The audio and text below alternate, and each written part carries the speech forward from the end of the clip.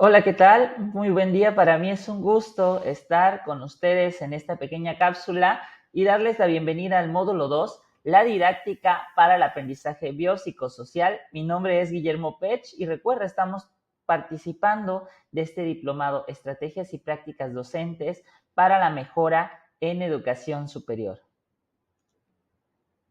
La intención de esta cápsula es que puedas reconocer aquellos elementos importantes que trabajaremos desde la perspectiva humanista, conectivista, construccionista y que nos llevará posteriormente a la innovación para implementar en tus prácticas y así potenciar el aprendizaje biopsicosocial en tus entornos educativos. Para ello, nos basaremos precisamente en 3 puntos importantes que son el del humanismo, el del conectivismo y su relación, por supuesto, una con otra, y por último, pero no menos importante, ese espacio de innovación. Dado que es una cápsula corta, te recuerdo y quiero invitarte a participar de la sesión masiva en la que nos dedicaremos a dialogar sobre cada una de estas microunidades que componen al módulo número 2. Así que bueno, tratando de ser lo más concreto posible, te comparto el primer punto, que es el acercamiento al humanismo visto desde la educación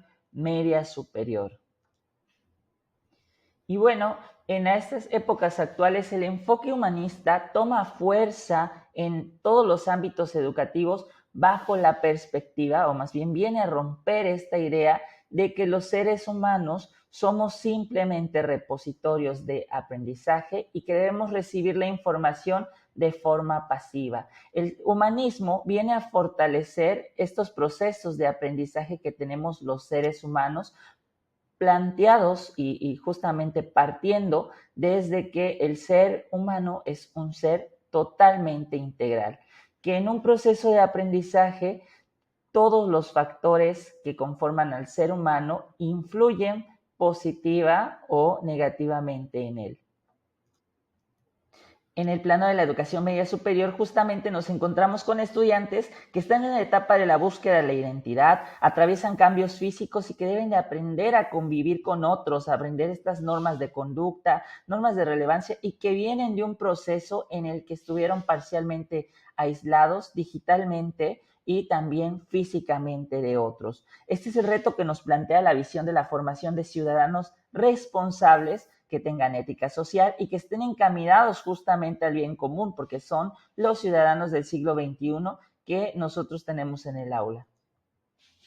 El enfoque humanista entonces ya no considera únicamente a los seres como receptores pasivos de información, sino que considera que todas las características de los aprendices deben conectar con lo académico y el contexto en el que se da este proceso de enseñanza y aprendizaje. Estos factores interactúan constantemente en este sistema que define la ruta de aprendizaje elegida por cada estudiante. Es ahí donde vienen los primeros retos.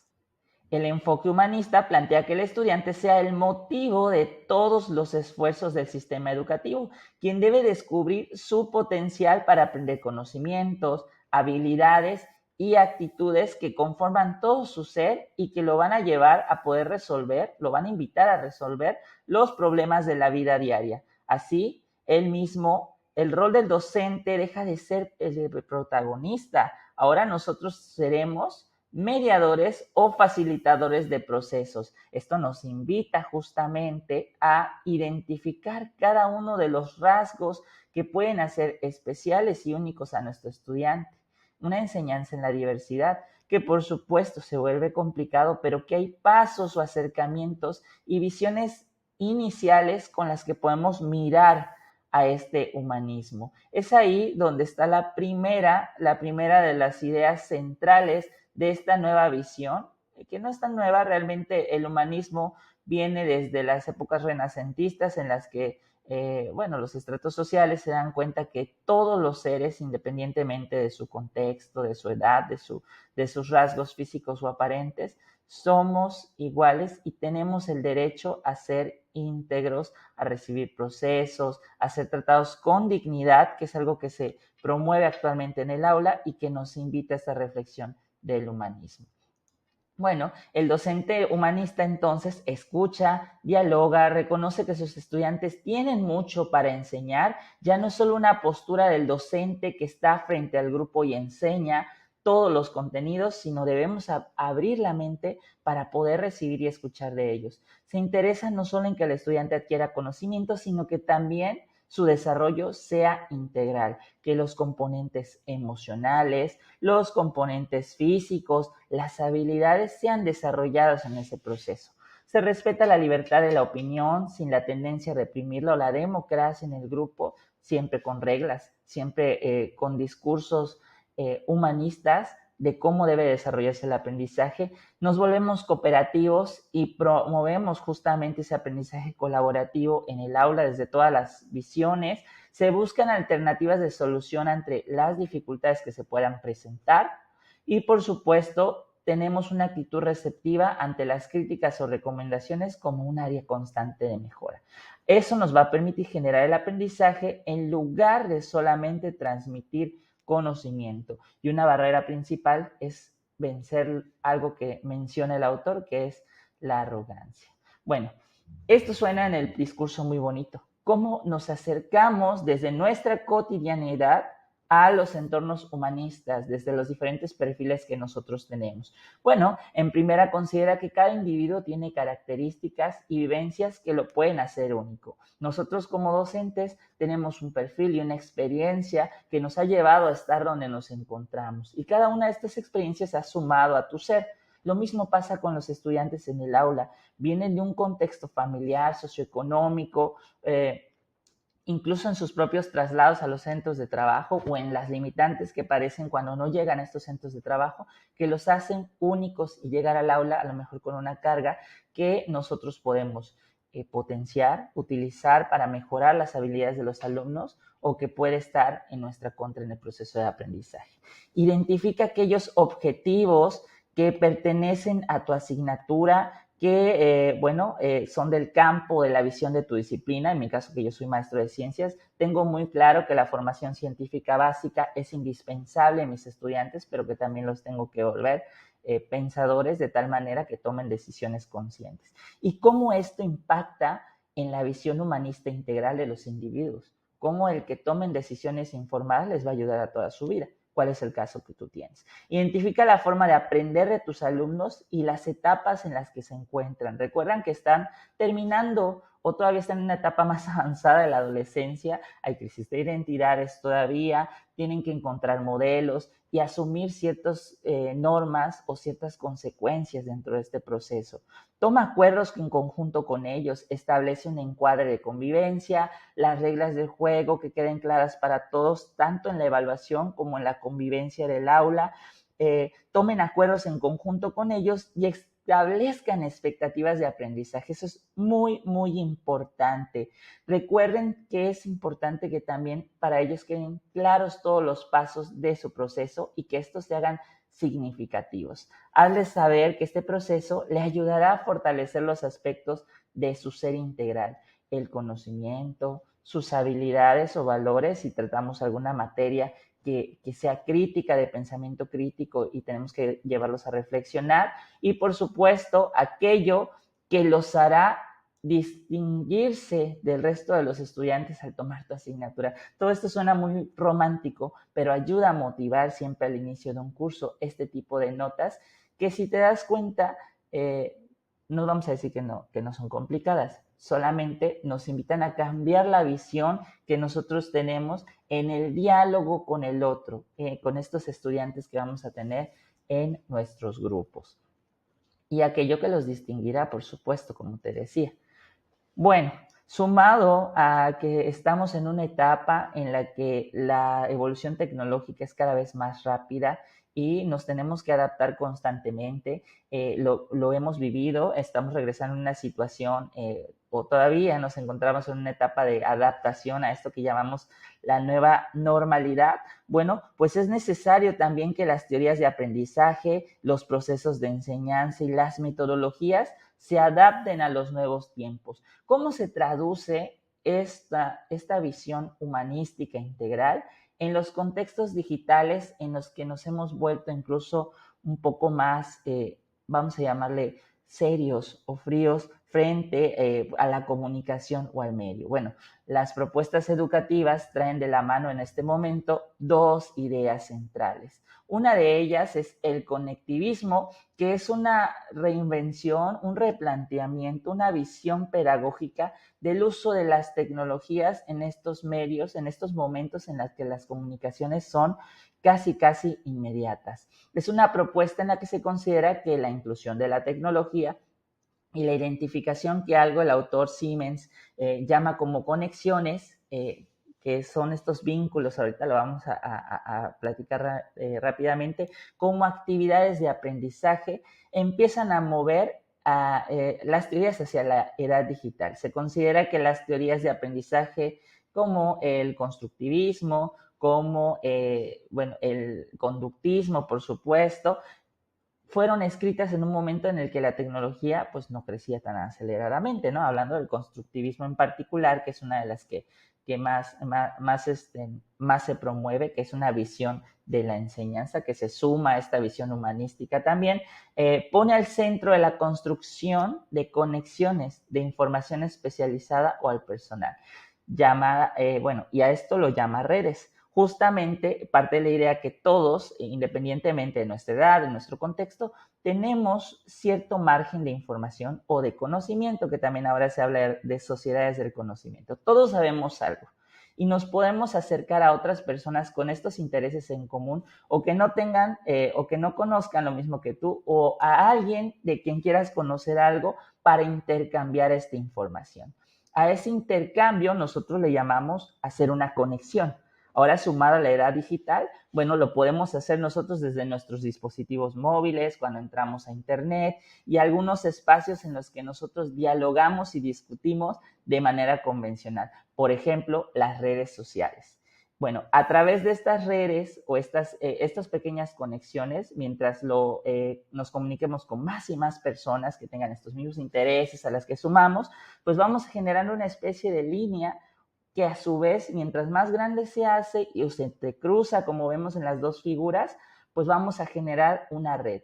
Esa red que permanece constante, que se ayuda uno con otro, que a lo mejor colabora para aclarar ideas, para estar a favor o en contra de manera siempre respetuosa, se puede convertir en una comunidad de aprendizaje, sumado a los medios digitales que ahora ya no nos ponen ni límites ni restricciones territoriales. Lo podemos hacer de forma nacional e internacional, y a esto nosotros les llamamos comunidades de aprendizaje virtuales. Las tres ideas principales de Siemens justamente son esas: los nodos, que son los entrecruces de información, como vemos ahí los puntos verdes sobre los rosas de la figura de la izquierda, las conexiones que se realizan en ese momento y, por supuesto, las redes, que como puedes ver son todos los mega entrecruces de los nodos. Y justamente recalca el valor de lo que ahora nosotros llamamos redes sociales o plataformas de socialización, que rápidamente veremos. Él pone así en el top este tipo de espacios de comunicación digitales. Las redes sociales, por supuesto, en las que generamos intereses que pueden ser académicos o no académicos, formales o no formales, y establecemos relaciones con otras personas que ya no están ni siquiera en nuestros espacios físicos, pero bueno, que nos permiten intercambiar el interés. Las herramientas llamadas wikis, que eran unas páginas que podíamos construir de forma colaborativa, esto es uno con otro, mientras yo escribo, tú también podías escribir, y que no necesitábamos programación, que ha evolucionado también a estas otras herramientas que le llamamos la colaboración. Por ejemplo, las plataformas digitales de la famosa corporación de Google, que ahora nos permite escribir documentos de texto, presentaciones, al mismo tiempo de forma colaborativa. Esto es, distribuyendo las partes y realizando una. Pero mientras yo estoy en alguna sección de mi documento, tú puedes estar en otra y vamos corrigiéndonos, podemos discutir de forma presencial o a lo mejor en alguna llamada con otras herramientas e ir armando una construcción conjunta. Ese es el valor que destaca Siemens de este nuevo proceso, que algunos incluso asocian a un nuevo constructivismo digital, pero vamos a dejarlo de momento aquí. Las herramientas de foro, que son espacios a través de los cuales una pregunta, una inquietud, un tema también son destacables por Siemens. Si ustedes recuerdan o si son fans de alguna serie, de alguna película, cuando uno se metía a buscar y quería saber más acerca de la serie, que es lo que discutimos en el documento extenso y te invito a revisar, pues uno ponía, ay, me cae bien este artista, ay, no me cae bien el protagonista, o por qué lo cambiaron, y uno se ponía ahí, ¿y dónde puedo ver los capítulos? Y te ponían el enlace ahí de la página. Bueno, eran espacios de discusión y de encuentro en la época de los 2000, donde uno intercambiaba diálogos con otros en el mismo país o en otro lado de manera asíncrona. Ahora las redes sociales, como la famosa plataforma de color verde WhatsApp, nos permite hacer ese mismo intercambio de forma más inmediata, pero es una tendencia que todavía se utiliza en el ámbito educativo. A pesar de que algunas pues ya han evolucionado a otras cosas, aún son pertinentes y yo te comparto algunos ejemplos que vamos a ver en la sesión. Por ejemplo, la creación de infografías utilizando luego una red social para crear una galería donde a modo de foro todos los estudiantes comenten semejanzas o diferencias de por lo menos 2 compañeros sobre un proyecto. Estos 2 proyectos de infografías digitales están desarrollados con la temática de ácidos y bases en la vida cotidiana. También la utilización de videos cortos para ahora en la evolución de las redes sociales como TikTok e Instagram, con la que puedes llevar una práctica de laboratorio y pedirles a los estudiantes que graben su resultado, que compartan por qué fue significativo para ellos la práctica, destacando esta visión humanista, qué los hizo o qué les sumó a su trayecto formativo esta práctica y que también les llena de mucha emoción. Ahí vemos unos chicos que presentan su proyecto del tiro parabólico y a través de las plataformas comparten con un hashtag que es otra tendencia con la escritura rápida en redes sociales y nos permite conectar. En este caso la red de Instagram. Hay otras redes donde los videos cortos educativos de impacto pues son más fuertes, como puede ser el TikTok, y también algunos otros espacios más formales que se han utilizado ya a modo de foro, como puede ser Padlet, y yo te estoy mostrando GeoAumentati. Bueno, por último, el espacio del construccionismo, que es otra de las visiones, una reforma del constructivismo de Piaget propuesta por Papert, que era su discípulo cercano. Ustedes saben que Piaget promueve el constructivismo desde la perspectiva genética y habla de las etapas. Bueno, Papert le suma o entra al diálogo de este constructivismo del aprendizaje con ayuda o ve como impacto, un impacto muy fuerte, las tecnologías. Que el desarrollo humano ya forma, bueno, las tecnologías más bien ya forman parte de la cultura y modifican algunas de las conductas del desarrollo humano. Esas son de entre las ideas que da Papert y en particular él pone sobre la mesa de la mano con Vicario Solórzano, a quien conocieron en el módulo 1, realzan el valor de las tecnologías durante los procesos de constructivismo y ahora las llamamos tecnologías de la información, la comunicación y, como vimos hace un momento, la colaboración. Estas son herramientas poderosas para la construcción mental, donde el aprendizaje reside en la mente, pero ya no solo en la mente, puede estar en los objetos, como también decía Siemens, y que permiten el desarrollo del pensamiento complejo que impacta las disciplinas, la creatividad, entre otras cosas, en los estudiantes. Y algo muy importante que promueve Papert es la construcción de artefactos. Él destaca la tecnología, pero hay otras posturas como la que yo te voy a compartir al final, que es la de los fundamentos maker, que dice no necesariamente necesitamos 100% tecnología, pero sí el proceso técnico de construir un artefacto es necesario y permea al constructivismo, con una visión humanista en la que el docente ya deja de ser el principal dirigente del aprendizaje, sino simplemente facilita y permite que todos aprendan en su conjunto. Bueno, el construccionismo llega como una alternativa para la enseñanza en estos tiempos de el actuar digital. Por eso le llamamos teoría del aprendizaje contemporáneo. Y vemos ahí que el rol del estudiante se vuelve entonces más activo. Él es quien toma el papel y a través de estas construcciones de sus proyectos, él es quien decide cómo diseñarlo, qué necesita, a lo mejor qué herramientas va a requerir, sean digitales o no, tijeras, cartón, pegamento, programar en la computadora, que es una de las propuestas que también trae Papert. Papert le suma este pensamiento, el pensamiento matemático y computacional, donde destaca que la programación nos sirve para justamente estructurar mejor nuestras ideas en el mundo a través de una computadora, por supuesto, como lo estamos haciendo ahora, o un dispositivo móvil, por supuesto. El rol del docente se vuelve de un constructivista epistemólogo. La visión de Papert es el construccionismo, pero parte del constructivismo. Se refiere a que es constructivista epistemólogo porque empieza a decir, ya no estoy construyendo proyectos por construir proyectos, sino estoy construyendo una forma de pensar en mis estudiantes. Planteamos retos que parecen abstractos y pasito a pasito los vamos llevando de la mano para que ellos lo hagan por sí mismos sin darse cuenta. Entonces también nos volvemos unos magos en esa parte.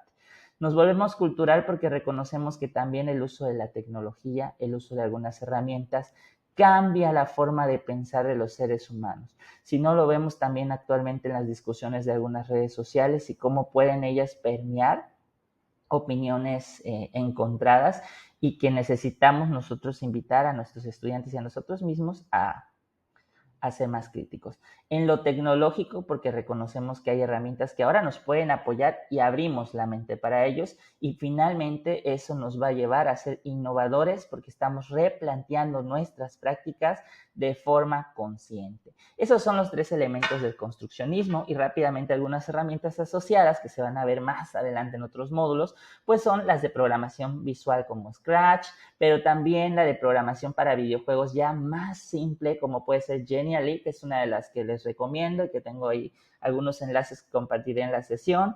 Y, por ejemplo, otras más avanzadas como la realidad aumentada, en la que mirando como químico, como dice ahí, podemos nosotros con visores traer elementos del plano no visible a lo visible, con ayuda también de estos dispositivos.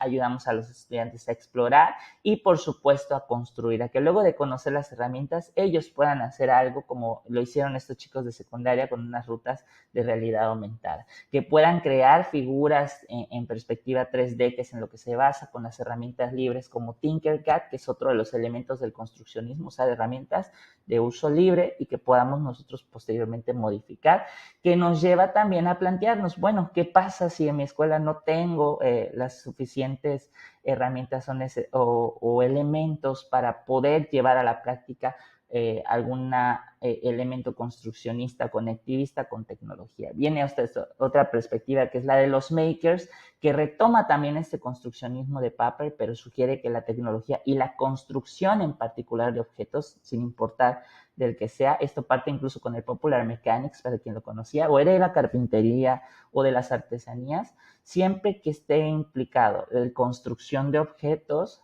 el estudiante va a aprender a través de la experiencia, como decía John Dewey, y le empieza a generar un criterio y un empoderamiento, que era algo que sugería Freire. Estos 3 elementos se pueden llevar a contextos que podrían ser considerados como no tecnológicos a través de los ecosistemas maker, en los que habilitándonos en retos creativos, como podemos ver ahí, uso de cartón, aprender herramientas tecnológicas, nos podemos ir conectando a las tecnologías de más alcance. Yo he tenido grupos en los que participan más de 50 alumnos, con los que tengo que turnar a veces 5 o 6 kits de robótica, y de forma intermedia vamos creando estas otras prácticas que denominamos tecnocreativas, que van de la mano con el construccionismo de Papert, que se apoyan de las metodologías de proyectos y que más adelante van a ver, para crear experiencias armónicas de aprendizaje, que es lo que sugeríamos hace un momento. Hay etapas en las que nosotros ayudamos a los estudiantes a familiarizarse con los materiales. La robótica es otra de las tendencias construccionistas y a veces no se requieren kits. Hay kits de tipo abierto también, este no es el caso, donde los estudiantes pueden tomar y empoderarse de esta parte para resolver retos poquito a poquito, como vemos ahí. Vean el chico con la emoción con la que se libera. Bueno, esa es una de las propuestas. Por supuesto, también el idear en papel es parte del construccionismo con los retos, y por supuesto, cómo incluir esta educación en el aula, pues siempre vamos a necesitar una serie de pasos, como ustedes lo van a ver en la siguiente unidad. En el caso de la educación maker, un ejemplo que te puedo dar es el método de inmersión gradual, que incluye la familiarización, como vimos, la co-creación, que es el trabajo en equipo sobre un reto, y por último, la exhibición de estos retos, que es el compartir con otros, que también fortalece la visión humanista y que le da fortaleza a la integridad de cada uno de los sujetos que participan en este proceso de aprendizaje.